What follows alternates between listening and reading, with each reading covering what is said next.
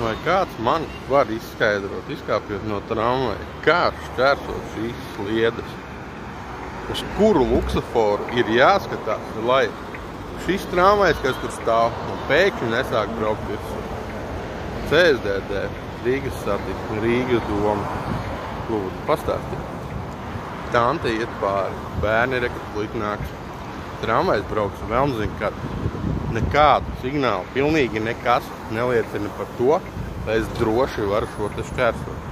Saprotu, tas ir kaut kāds caurums ceļu satiksmes noteikumos. Un es iešu pāri pirmkārt, ko darīt ar šīm te sliedēm. Uz gājēju pāri. Šis tramvajs, paskatīsimies.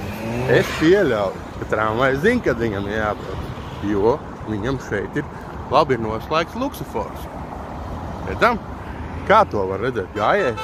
Nu, skatāmies, kā šķērsot gājēju pārēj.